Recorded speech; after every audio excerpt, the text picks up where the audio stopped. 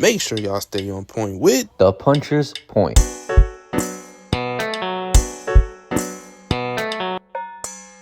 What is good, y'all? Welcome back to The Puncher's Point. Mario's back at it again, and I've been teasing it.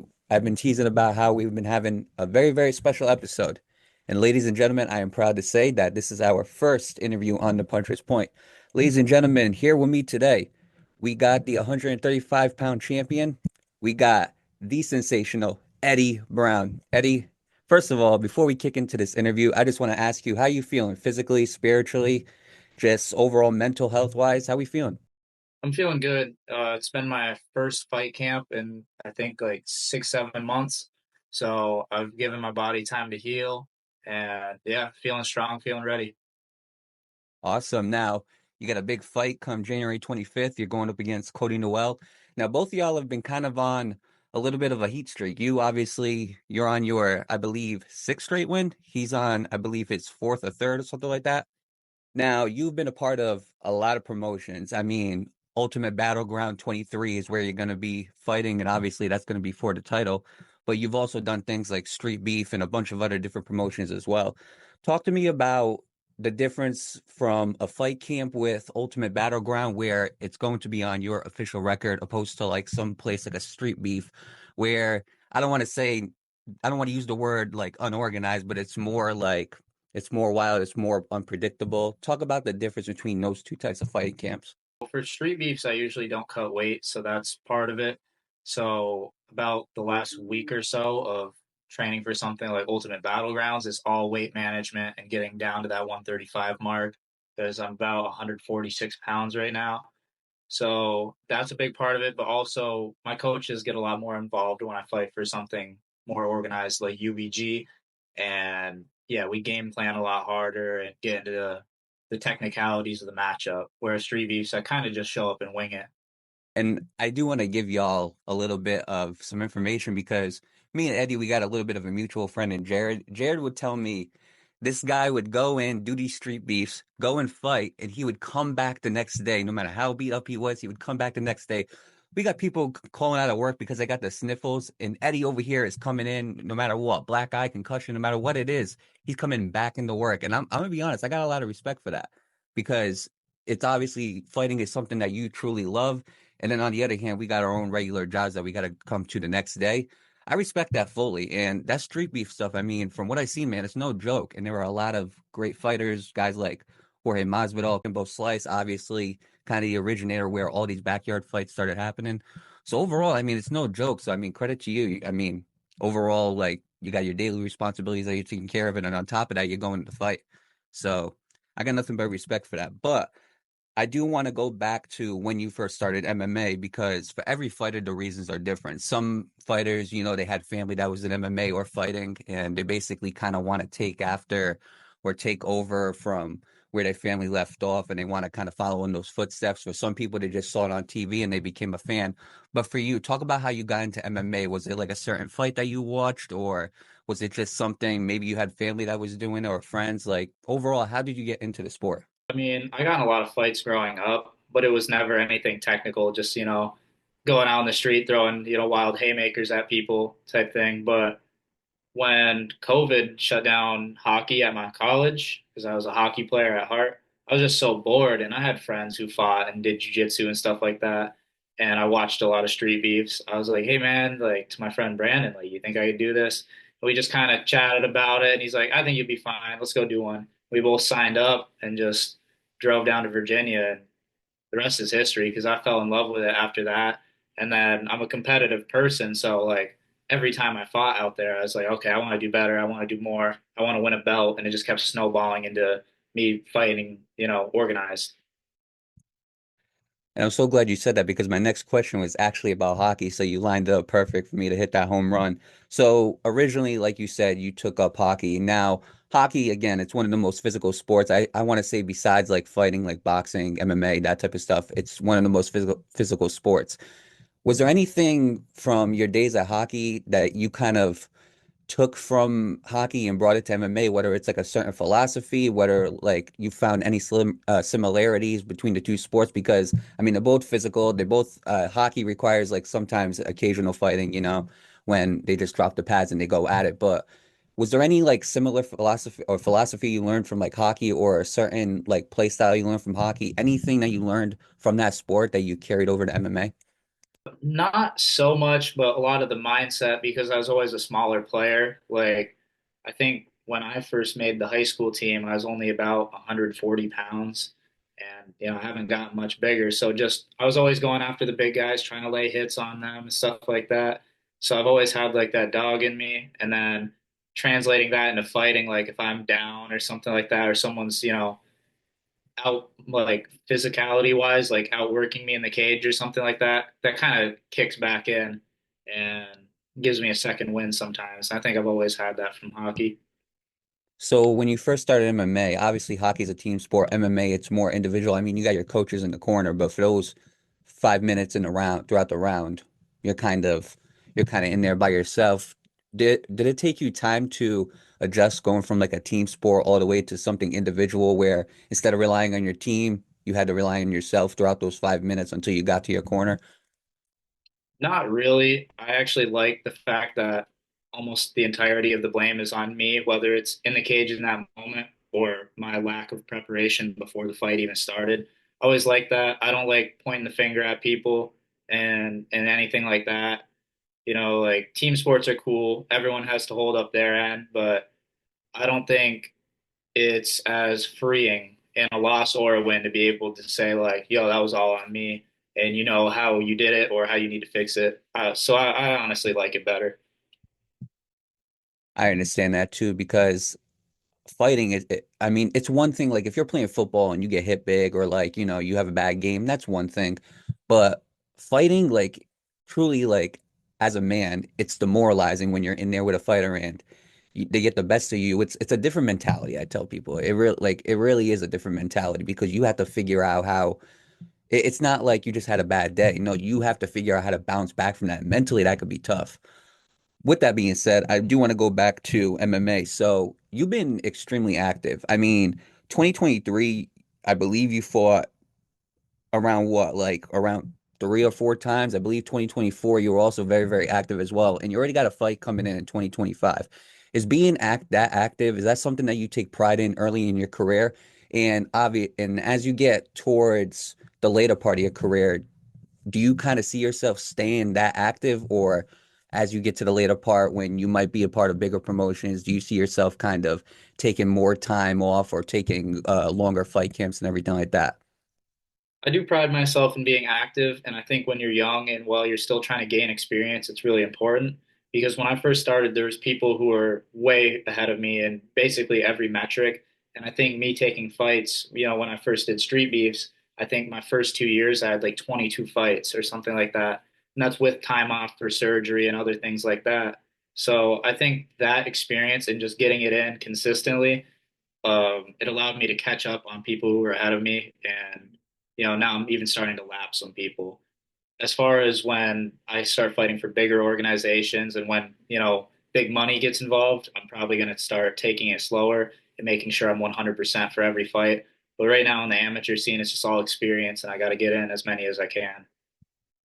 As far as like an early career, I mean, overall, I think you're handling it right. I mean, just constantly staying active, just, keeping your name out there, and you'll go to any promotion, you'll fight anybody. And that's something I can honestly respect. And that I feel like is more important than the active part being like, you know what, I don't care who you put in front of me. I'm going to make sure that I go in there. If they want to fight, I'm going to take it. Now, a path to the UFC for anybody, it's a long shot, and it's really hard to get there. But for you, what would you consider being like, do you have a plan in mind on how to get to like one of those top organizations like UFC, PFL, any of those? Do you have like a plan in your mind or like a route that you would rather take to get to that UFC, or a route that you feel like would be the quickest way or the best way to get to the UFC? As far as like what I have planned, I want to wait 2 more years and go pro. And then after that, it's kind of just how my performances are. So I don't really care what regional, smaller pro level promotion I fight for because the way I fight, I don't play it safe. I kind of go in there to take people out, whether it's in the grappling or the striking. Like I think almost all of my wins are first round stoppages. So I'm hoping that that body of work will speak for itself and someone will notice me and I'll get a direct shot. I wouldn't prefer to go on like the Ultimate Fighter or anything like that. I'd rather just get the call and go straight in. And I mean, I'm not gonna lie, because I took a look at it, and I've seen some of your highlights. The way that you fight, even like hypothetically, even if you weren't to win any championship, the way that you fight, you'll never be out of a fight. You'll never be out of an event because you got guys like Michael Chandler and Justin Gaethje, which is win, lose, or draw. They're gonna pay to see them because they're just so exciting. So overall, that way of fighting, it's never gonna go out of style. Everybody wants to see that type of fighting, and I feel like if that continues, I feel like you're golden. Now, earlier I mentioned that you were on a 6 fight win streak. You're obviously 6-2. However, officially, officially on your official record, you started off 0-2. Now, during that 0-2, there have been a lot of UFC fighters who have also started slow. Jan Blachowicz, when he got to the UFC, I believe he lost like his first 4 out of 5 or something crazy like that. But when you started 0-2, was there a part of you mentally that was saying like, maybe this wasn't for me, or like, was there any doubts in your mind as far as whether or not like this was the career for you? Not at all. I mean, so what ended up happening is when I was fighting in street beefs, I got so popular that these amateur shows wanted to pull me in and give me immediate title shots. So I had 0-0 record, only fighting in backyards, fighting the champions. And I was 0-1 and fought, the champion again. So that kind of made no sense on paper, and obviously the results showed that. But it just made me take it seriously because at that point I hadn't even trained in a gym or anything like that. So I'm going up and fighting the best guys at this level with no real training. It just made me say like, okay, I can't, train out of my basement forever and make it all the way to the top. So that's how I ended up getting a lot better, actually. I needed those 2 losses to go do something. So, so as you said right now, there was never no doubts, and you got thrown into the fire immediately. And I mean, again, my whole knowledge, most of my knowledge is based off of boxing. Lomachenko, he started off the same way. I mean, great amateur, gained a lot of stardom from that, and then he hops right in. It's like first 2 fights or something like that. He ended up fighting for a title. So obviously, like when you get sought out so quickly and you get attention so quickly, they're gonna want you on that main event picture scene. So you never had any doubt in your mind, but when you were 0-2, like what were you saying to yourself to kind of keep a positive spirit? Like what were you saying to yourself to make sure that you didn't go down that whole spiral and didn't start to doubt yourself? What mentally, what were you saying to yourself, or what were you doing to stay so positive? I just knew that I needed the right environment and like the right team around me. And this is actually kind of relates back to hockey because I started hockey a little bit later than everyone. I didn't start skating until I was like 9 years old. And then I ended up, making the varsity team and I ended up winning a state championship and all these other things. So I could relate to that a little bit. Like, it's not how you start, it's how you finish. I just need to get the right team around me and put all the chips on the table and I'll be fine. Because I know when I have 100% belief in what I'm doing and I work hard towards it every day, I'll be all right. For sure. Now, I do want to ask you because I've seen your highlights. Obviously, I mean, from what I've seen, extremely exciting fighter. But in your eyes, when you go back and you watch your fights, is there any fighter that like you tend to try to like imitate or mimic, or is there any fighter that you look at yourself and you feel like you resemble? As far as opponents that I've shared the cage with, no, but I definitely look up to Charles Oliveira because he had a rocky UFC career and he can rock you on the feet or take you out on the ground. And I just love watching that dude fight. And I watch a lot of his fights back and see what I can pick up from them. I can see that actually. I can see that when I was looking at it, I'm not gonna lie to you. I saw like a mix of I s- as far as like more of like a grappling stance. I saw a little bit of Michael Chandler, how he's able to kind of like pick somebody up and just slam him down. Always an exciting fight. I saw a little bit of Oliveira, a little bit too in you, not gonna lie. So I would say if we took those 2 fighters and you kind of mixed them, I feel like that's what it reminded me of right there. Now, overall, Ultimate Battlegrounds 23, you've been a part of a bunch of promotions, like I said before. Obviously, Ultimate Battleground. here you are. I believe you are the champion 135 pounds, correct? If I'm correct right there. I am the champion, but not for this organization. Not for this organization. Gotcha. So you were coming in as a challenger. So talk to me. Is there any different mindset or mentality compared to if you're a champion versus if you're a challenger? I mean, it's hard either way because as the champion, you got to look at it like this guy wants what I have, but it's just the opposite, really. You know, as the challenger, it's like he has what I want. But right now the title's vacant, actually, so there's kind of neither of that. But I do want to fight at 125. That's my natural fighting weight class, and it's so hard to get 125 matchups that I'm actually going up. So when I fight at 135, I just kind of look at everyone as like, F you, like I'm the new guy in this division. I'm gonna take all you out. I'll take over two divisions. It doesn't matter. So for you, as far as the position that you're in right now in your career, if you had to predict it, like going into the future, where do you see yourself maxing out as far as weight? Do you see yourself staying at 135 pounds, maybe going up a little bit? Where do you see yourself potentially landing or ending up, maybe for the longevity of your career? What weight class do you see yourself in? Long term, probably 135 because, everyone cuts 15, 20 pounds. That's just the reality of it. But I can still make 125 right now just fine. I almost never ever get above like 150, so I can do that. When I start getting older and the weight cut's not as easy, hopefully I'll already have, had a great body of work at 125 so I can move on with that satisfied with what I did. But yeah, definitely 135. All right, I can see that. And overall, I mean, the 135-pound division, as far as the UFC, it's very, very stacked. And obviously, I assume that's your long-term goal, getting to the UFC, potentially fighting on those UFC cards, being a part of like the main event picture. That's obviously every person's dream when it comes to MMA. Now, with that being said, when I got you on this podcast, I did want to say I wanted to talk to you a little bit about MMA. Now, we had a little bit of a brief conversation when I was working at Greg Norman when I first met you. We had a little bit of a brief conversation, but as of right now, UFC 311 is coming up. The main event, Islam Makhachev, Arman Sarukian. These guys already fought one time. And overall, it's a stacked card. I mean, you go down the list, Nurmagomedov. We got Merab in there. Kevin Holland, I believe, is somewhere down that card. Prohashka, Jamal Hill, you name it. I can go down and down. I can talk about this card forever. But overall, as far as the main event, how do you see this main event going overall? Like, if you were to give like a quick, brief, breakdown of each fighter, how do you see this main event going? Who do you got winning? I do think that Islam's going to win just because he has the championship experience and he's so battle tested and he's really good everywhere. But I think Armin's going to make it a lot closer than people believe. He can take Islam down. We saw that in their first fight. He's looking absolutely shredded coming into this one. So I think his cardio is going to be better and he can push the pace. But I don't think he can push the pace for 5 rounds and get the judge's nod. I think it's going to be like a really close, like 48-47 decision, something like that. I agree. I think Armin's definitely gonna, push the limits. I think he's gonna test Islam. I feel like in a way Islam hasn't been tested yet.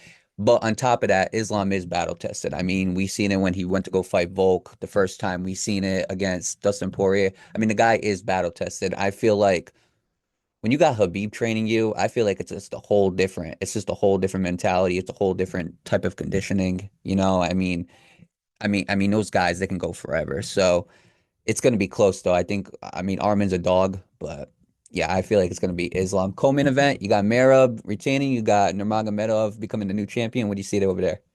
I got Nurmagomedov. I think his wrestling is just as good as Marab's, if not better, and then the striking is leaps and bounds above his. So I think there's going to be some scrambles and some exchanges that are pretty cool, but he might knock Marab out with like some of those, question mark kicks and some stuff up the middle, catching him shooting, and I think that's going to be it.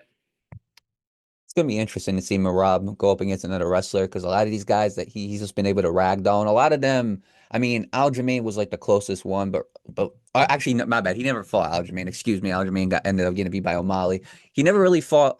He fought Henry Cejudo. That's what I'm thinking of. He fought Henry Cejudo. And I mean, he made light work of him, but at the same time, Henry Cejudo, I feel like was a lot older. This isn't prime Henry Cejudo we're talking about. So, I mean, I feel like the levels were a little bit different. This is going to be his biggest test. I feel like I said, those Dakistanian wrestlers are something else, man. And I think it's really going to be a good fight. I have a feeling, I'm not going to lie to you. I have a feeling Marab's going to kind of take this slightly.